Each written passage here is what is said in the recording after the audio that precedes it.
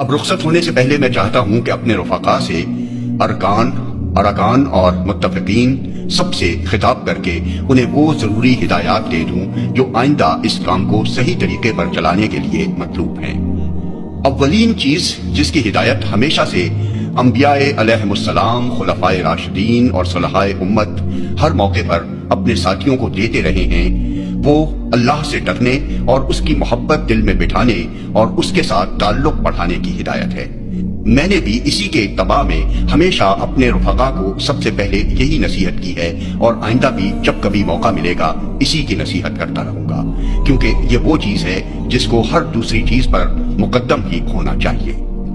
عقیدے میں اللہ پر ایمان مقدم ہے، عبادت میں اللہ سے دل کا لگاؤ مقدم ہے، اخلاق میں اللہ کی خشیت مقدم ہے، معاملات میں اللہ کی رضا کی طلب مقدم ہے، اور فی الجملہ ہماری ساری زندگی ہی کی درستی کا انحصار اس پر ہے کہ ہماری دوڑ دھوپ اور سعی و جہد میں رضائے الہی کی مقصودیت ہر دوسری غرض پر مقدم ہو۔ پھر خصوصیت کے ساتھ یہ کام جس کے لیے ہم ایک جماعت کی صورت میں اٹھے ہیں، یہ تو سراسر تعلق باللہ کے ہی بل پر چل سکتا ہے۔ یہ اتنا ہی مضبوط ہوگا جتنا اللہ کے ساتھ ہمارا تعلق مضبوط ہوگا، اور یہ اتنا ہی کمزور ہوگا جتنا خدا نخواستہ اللہ کے ساتھ ہمارا تعلق کمزور ہوگا۔ ظاہر بات ہے کہ آدمی جو کام بھی کرنے اٹھتا ہے، خواہ وہ دنیا کا کام ہو یا دین کا، اس کی اصل محرک وہ غرض ہوتی ہے جس کی خاطر وہ کام کرنے اٹھا ہے، اور اس میں سرگرمی اسی وقت پیدا ہوتی ہے جب اس غرض کے ساتھ آدمی کی دلچسپی میں گہرائی اور گرم جوشی ہو۔ نفس کے لیے کام کرنے والا خود غرضی کے بغیر نفس پرستی نہیں کر سکتا، اور نفس کی محبت میں جتنی شدت ہوتی ہے اتنی ہی سرگرمی کے ساتھ وہ اس کی خدمت بجا لاتا ہے۔ اولاد کے لیے کام کرنے والا اولاد کی محبت میں دیوانہ ہو جاتا ہے، تب ہی وہ اپنے عیش و آرام کو اولاد کی بھلائی پر قربان کرتا ہے، اور اپنی دنیا ہی نہیں اپنی عاقبت تک اس غرض کے لیے خطرے میں ڈال دیتا ہے کہ اس کے بچے زیادہ سے زیادہ خوشحال ہوں۔ قوم یا وطن کے لیے کام کرنے والا ملک و قوم کے عشق میں گرفتار ہوتا ہے، تب ہی وہ قوم و ملک کی آزادی، حفاظت اور برتری کی فکر میں مالی نقصانات اٹھاتا ہے، قید و بند کی سختیاں جھیلتا ہے، شب و روز کی محنتیں صرف کرتا ہے اور جان تک قربان کر دیتا ہے۔ اب اگر ہم یہ کام نہ اپنے نفس کے لیے کر رہے ہیں، نہ کوئی خاندانی غرض اس کی محرک ہے، نہ کوئی ملکی و قومی مفاد اس میں ہمارے پیش نظر ہے، بلکہ صرف ایک اللہ کو راضی کرنا ہمیں مطلوب ہے اور اسی کا کام سمجھ کر ہم نے اسے اختیار کیا ہے، تو آپ خود سمجھ سکتے ہیں کہ جب تک اللہ سے ہی ہمارا تعلق گہرا اور مضبوط نہ ہو یہ کام کبھی نہیں چل سکتا۔ اس میں سرگرمی آ سکتی ہے تو اسی وقت جب کہ ہماری ساری رغبتیں اعلاء کلمت اللہ کی صحیح میں مرکوز ہو جائیں۔ اس کام میں جو لوگ شریک ہوں ان کے لیے صرف اتنی بات کافی نہیں ہے کہ ان کا تعلق اللہ سے بھی ہو، بلکہ ان کا تعلق اللہ سے ہی ہونا چاہیے۔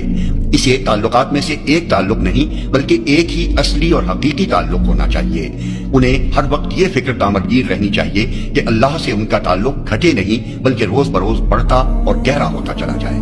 اس معاملے میں ہمارے درمیان دو رائے نہیں ہے کہ تعلق باللہ ہی ہمارے اس کام کی جان ہے۔ جماعت کا کوئی رفیق الحمدللہ کہ اس کی اہمیت کے احساس سے غافل نہیں ہے۔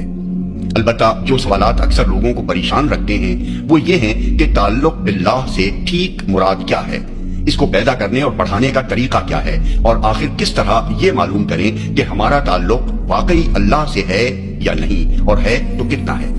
میں نے اکثر یہ محسوس کیا ہے کہ ان سوالات کا کوئی واضح جواب معلوم نہ ہونے کی وجہ سے لوگ گویا اپنے آپ کو ایک بے نشان صحرا میں پا رہے ہیں، جہاں کچھ پتہ ہی نہیں چلتا کہ ان کی منزل مقصود ٹھیک کس سمت میں ہے، اور کوئی اندازہ نہیں ہوتا کہ انہوں نے کتنا راستہ طے کیا ہے اور اب کس مرحلے میں ہیں اور آگے کتنے مراحل باقی ہیں۔ اسی وجہ سے بسا اوقات ہمارا کوئی رفیق مبہم تصورات میں گم ہونے لگتا ہے، کوئی ایسے طریقوں کی طرف مائل ہو جاتا ہے جو موصل الی المقصود نہیں ہیں۔ کسی کے لیے مقصود سے قریب کا تعلق اور دور کا تعلق رکھنے والی چیزوں میں امتیاز کرنا مشکل ہو رہا ہے، اور کسی پر حیرت کا علم طاری ہے۔ اس لیے آج میں صرف تعلق باللہ کی نصیحت پر ہی اکتفا نہ کروں گا بلکہ اپنے علم کی حد تک ان سوالات کا بھی ایک واضح جواب دینے کی کوشش کروں گا۔ تعلق باللہ سے مراد جیسا کہ قرآن مجید میں بتایا گیا ہے یہ ہے کہ آدمی کا جینا اور مرنا اور اس کی عبادتیں اور قربانیاں سب کی سب اللہ کے لیے ہوں۔ قل ان صلاتي ونسكي ومحياي ومماتي لله رب العالمين۔ کہو بے شک میری نماز اور میری قربانی، میرا جینا اور میرا مرنا سب کچھ اللہ رب العالمین کے لیے ہے۔ سورہ انعام 162۔ اور وہ پوری طرح یکسو ہو کر اپنے دین کو بالکل اللہ کے لیے خالص کر کے اس کی بندگی کرے۔ وما امروا الا ليعبدوا الله مخلصين له الدين حنفاء، اور ان کو اس کے سوا کوئی حکم نہیں دیا گیا تھا کہ اللہ کی بندگی کریں، اپنے دین کو اس کے لیے خالص کر کے بالکل یکسو ہو کر۔ البینہ 5۔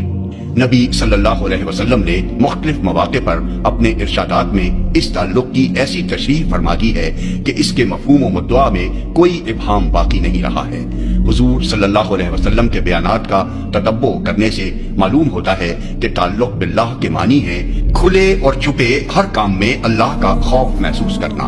اور یہ اپنے ذرائع و وسائل کی بنسبت تیرا بھروسہ اللہ کی قدرت پر زیادہ ہو، اور یہ آدمی اللہ کو راضی کرنے کے لیے لوگوں کو ناراض کر لے، جس کے بالکل برعکس حالت یہ ہے کہ آدمی لوگوں کو راضی کرنے کے لیے اللہ کی ناراضی مول لے۔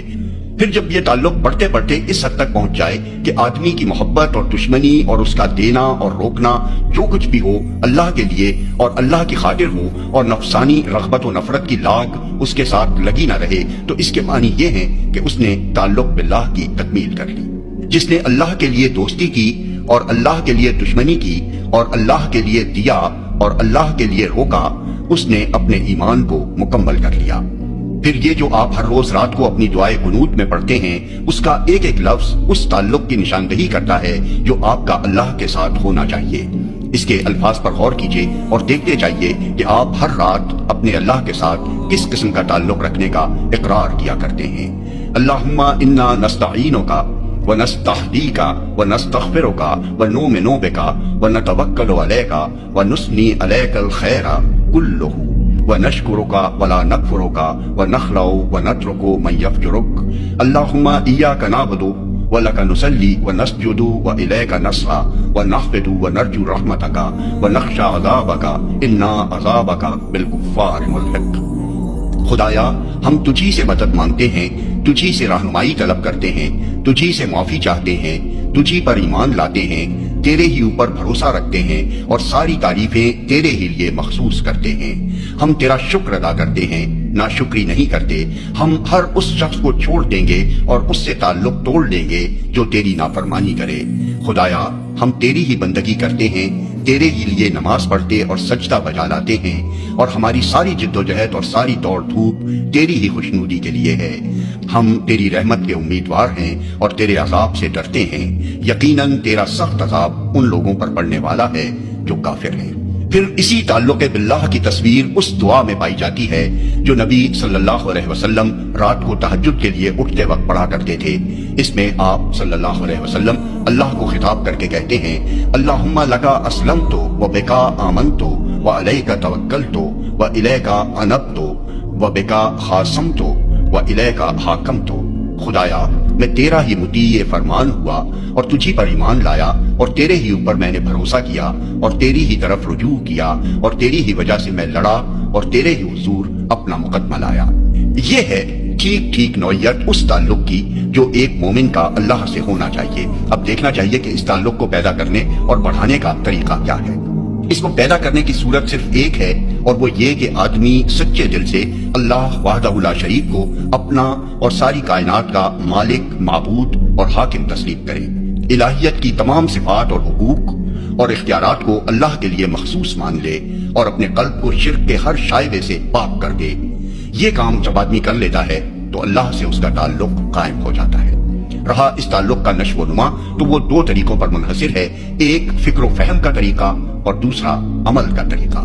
فکر و فہم کے ذریعے سے اللہ کے ساتھ تعلق بڑھانے کی صورت یہ ہے کہ آپ قرآن مجید اور احادیث صحیحہ کی مدد سے ان نسبتوں کو تفصیل کے ساتھ اور زیادہ سے زیادہ وضاحت کے ساتھ سمجھیں جو آپ کے اور خدا کے درمیان فطرتاً ہیں اور بالفعل ہونی چاہیے۔ ان نسبتوں کا ٹھیک ٹھیک احساس و ادراک اور ذہن میں ان کا استحضار صرف اسی طریقے سے ممکن ہے کہ آپ قرآن اور حدیث کو سمجھ کر پڑھیں اور بار بار اس مطالعے کی تکرار میں رہیں، اور ان کی روشنی میں جو نسبتیں آپ کے اور خدا کے درمیان معلوم ہوں ان پر غور و فکر کر کے اور اپنی حالت کا جائزہ لے کر دیکھتے رہیں کہ ان میں سے کس کس نسبت کو آپ نے بالفعل قائم کر رکھا ہے۔